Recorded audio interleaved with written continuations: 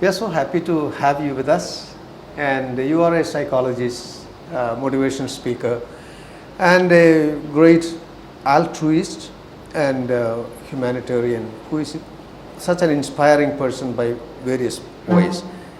However, we want to know how crucial is failure. In Jaira, since Jaira is engaged with students and their failures and scientific research, failures are common. So, how crucial is failure a catalyst for innovation and scientific progress? A very relevant question in the contemporary context, because we come across so many news items about very young students committing suicide all on a sudden whenever they come across some failures in their life, in domestic life or their academic lives, etc. We celebrate success, but we do not celebrate failures. I think it is high time we celebrated failure instead of success.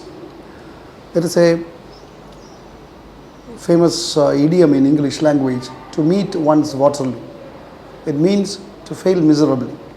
And this idiom got its birth from the life of Napoleon Bonaparte.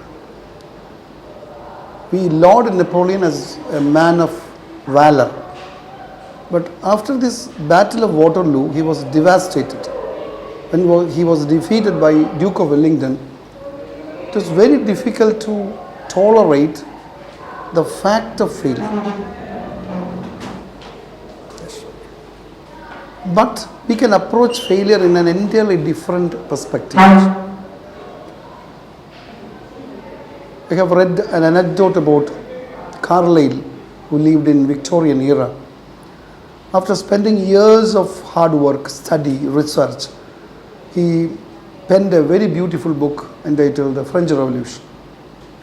And he presented this book to his friend John Stuart Mill for a review. But quite unfortunately, his maid mistook this French Revolution, manuscript of French Revolution, for a trash paper and burned it into ashes. It could have been a moment of failure for Thomas Carlyle, but he interpreted that event in a different perspective. He thought that, wow, this is an opportunity for me to rewrite the story of French Revolution in a better way. From that day onwards, he commenced reframing the history, and we have that colossal work now. Okay. Yeah. I think that's a very brilliant response, because any scientific innovative process passes through many phases of failures. And if a scientist is aware of what a failure can teach, then all those are stepping stones toward that finality of success. Now, it is said that you are not a complete investor unless you have experienced a bear market. So do you feel that success without failure is an incomplete success? Definitely. Every inch, I will say, success has to be there. Hand in hand, we should taste setback also. Actually, there is no mistake or there is no failure in life. It is said so. There are no mistakes in life. There are no failures in life. Only lessons. Even a blind man who passes by me teaches me something. Yes. This is a famous sentence. Even That's right. blind people teach us something.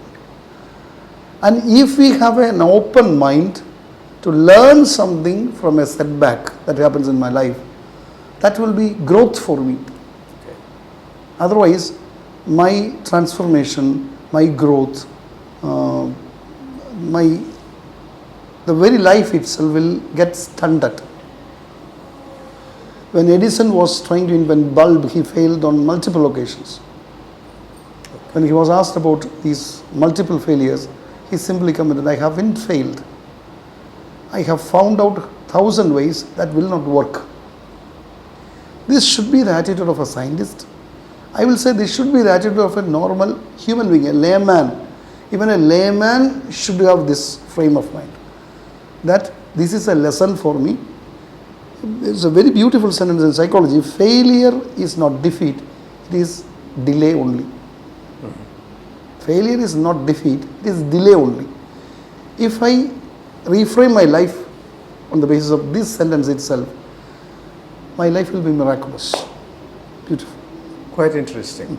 So, taking a cue from what you have said, with regard to education system that has been instituted for so many years in the world.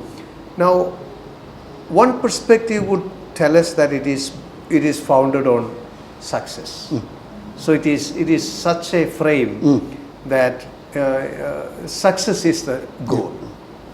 But after listening to you, what if education system is founded on failures?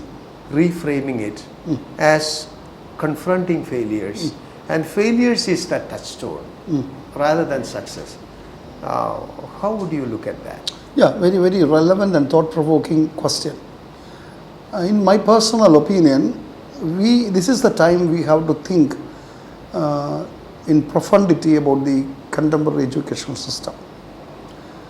We have been doing the habitual practice of giving undue importance to success, marks in a test paper, victory, triumph, trophy, certificates, etc. We do not equip our children to think differently. But it's a matter of hope that recently I perused a news item that in some Western countries, teachers are creating thought rooms for their children. Thought room means when a child faces some discomfort, or when a child is down, when a child is in the blues, he will be taken to a room and he will be placed there and he will be asked to think about it. He can think about his own thinking. Why I am thinking in this way? Why I am behaving in this way? Why did I respond to teachers coming in that way? And after allowing the child to be there for half an hour, it is said that the child will come out of the thought room with a different perspective of the very situation. Okay.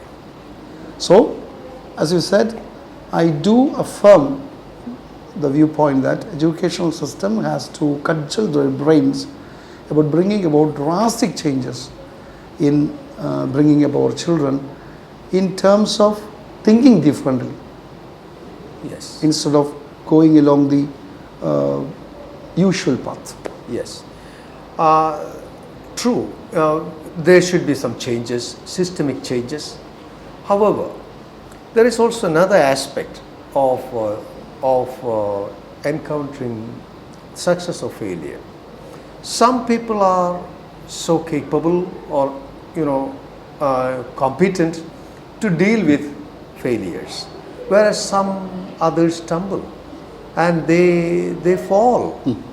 And although it may not be about their success dreams and so on, but the fact of failure itself is a source of discouragement.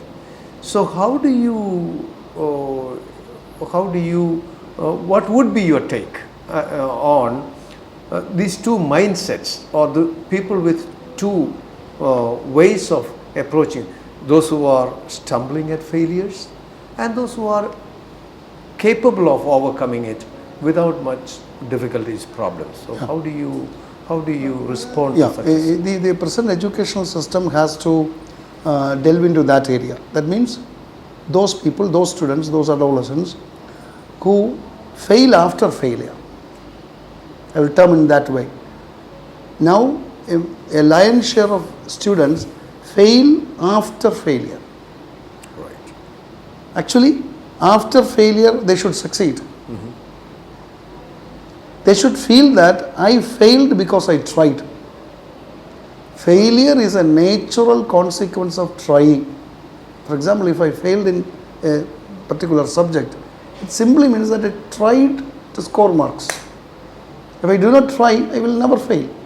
So as you said, the aim of the society, the aim of the family, the aim of a teacher, the aim of a peer group, the aim of a community like Jaira is to equip the present generation to raise their frame of mind to that level, to soar high. Then we will reach a situation wherein, as you have suggested, people will approach failure in a balanced mood, in a mood of equanimity. Yes. And we in Jaira, since you refer to Jaira, we always say that we are training children to think like a scientist. So, what would you advise in a way, or how would you guide those who want to think like a scientist? What should they keep in mind, or what would be your piece of, guidance for Yes. Think like a monk. It's a title of a very famous book. In the same way, think like a scientist. That should be the motto of each and every human being. Why? Because think like a scientist means ask the right questions. Asking the right questions is the path to growth. We usually ask the wrong questions. They are called incorrect questions. When something happens in my life, I simply ask 3 incorrect questions. Why? For example, somebody insults me. The spur of the moment, I will ask, who? Number 2, why did he insult me? 3, when will he start loving me? These are all incorrect questions.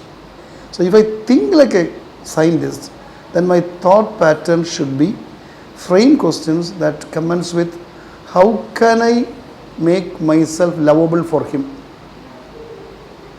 Or what should I bring about in my life? What should I bring about in my life so that he loves me so easily? So think like a scientist simply means ask the right questions, be inquisitive, be always curious. We should have a frame of mind to accept the fact that opinions are opinions only, they are not facts. In the current world, people interpret opinions as facts and act accordingly. But if I think like a scientist, as you beautifully suggested, I will always ask after questions.